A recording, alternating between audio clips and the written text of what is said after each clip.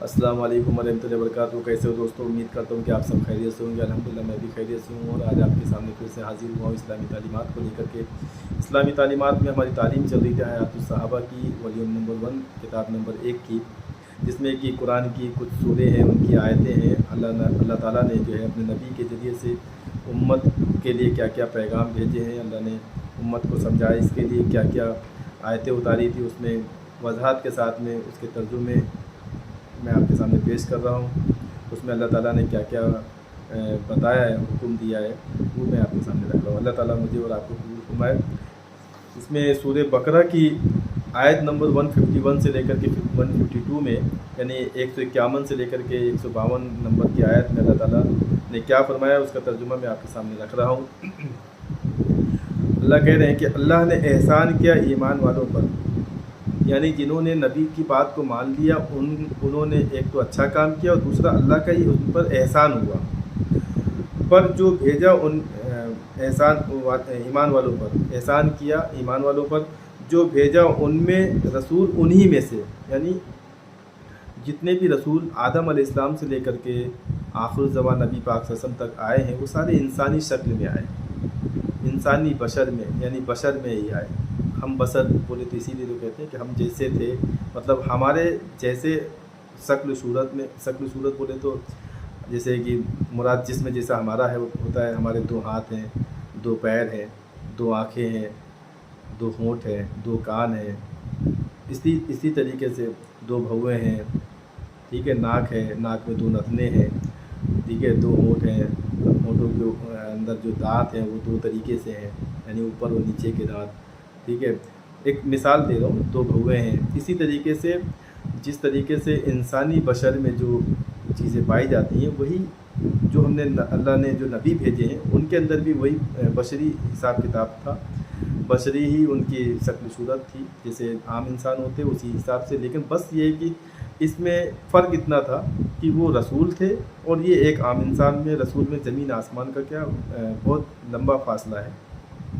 कि हम कहने के लिए हम ये कह सकते हैं कि वो खैरुल बसर थे, हम नॉर्मल बसर हैं। नॉर्मल बसर में और खैरुल बसर में जो है ज़मीन आसमान का फ़र्क है।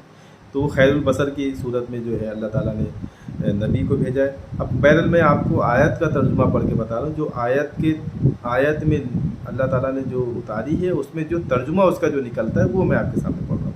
अल्लाह ने एहसान किया ईमान वालों पर, जो भेजा उनमें रसूल उन्हीं में का मुराद है, यानी इंसानी शक्ल सूरत वाला, पढ़ता है उन पर आयतें उसकी और पाक करता है उनको, यानी शिरक वगैरह से सिखलाता है, शिरक वगैरह से, यानी वो जो नबी भेजा है वो उन्हीं की तरह दिखने वाला और उन्हीं की तरह बोलने चालने वाला, वो पढ़ कर बताता है कुरान की आयतें और सिखाता है और पाक करता है उनको बुराई से, शिरक वगैरह से, यानी जो गुमराही के रास्ते पे थे उससे वो बचाने की कोशिश करता है, उनको समझाता है कि भाई ये रास्ता गलत है और ये रास्ता सही है, तुम एक अल्लाह की मान लो और उसी के वफ़ादार बन जाओ। जिसमें कि मिसाल के तौर पे कलमे की तौहीद की जो दावत देते थे कि ला इलाहा इल्लल्लाह, किसी से कुछ नहीं होता, और मोहम्मद रसूलुल्लाह सल्लल्लाहु अलैहि वसल्लम, यानी जो उस वक्त के जो नबी होते थे, हमारे नबी पाक से जो है आखिरी नबी थे, इसलिए हम उनका जो कलमा पढ़ते हैं ला इलाहा इल्लल्लाह मोहम्मद रसूलुल्लाह सल्लल्लाहु अलैहि वसल्लम, कि नहीं, ला इलाहा इल्लल्लाह से मुराद नहीं कोई माबूद सिवा अल्लाह के, और मोहम्मद सल्लल्लाहु अलैहि वसल्लम जो है अल्लाह के सच्चे बंदे और उसके रसूल हैं। और सिखलाता है उनको किताब, यानी किताब कुरान की आयतें, जो कुरान उतारा है अल्लाह ताला ने, वो कुरान उनको सिखलाता है। ये किसकी ड्यूटी थी? वो नबी की। नबी किसको सिखाते थे? उम्मत को। उम्मत में कौन से लोग थे? इंसान थे, जिन्नात थे, इंसान जिन्नात को सिखाते थे।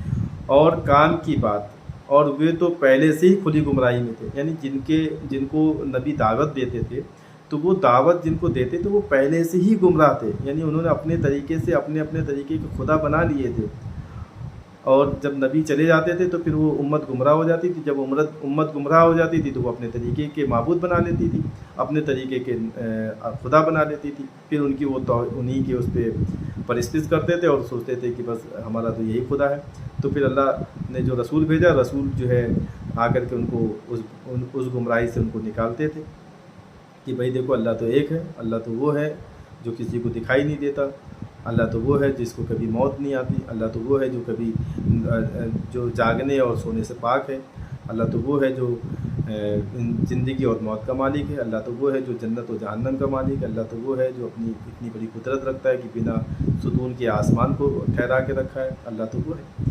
یعنی اس طریقے کی جو نبی بات بتاتے تھے تو اس میں سے جو لوگ ان کی بات کو مان لیا کرتے تھے وہ کامیاب ہو جاتے تھے، اور جو نہیں مانتے تو وہ ناکامیاب ہو جاتے تھے۔ اللہ تعالی ہم سب کو کہنے سننے سے زیادہ عمل کی توفیق عطا فرمائے، اور حضور اکرم صلی اللہ علیہ وسلم کے بتائے ہوئے طریقے پر اور اللہ کے احکام پر چلنے والا بنائے۔ السلام علیکم ورحمۃ اللہ وبرکاتہ، وآخر دعوانا الحمد للہ رب العالمین۔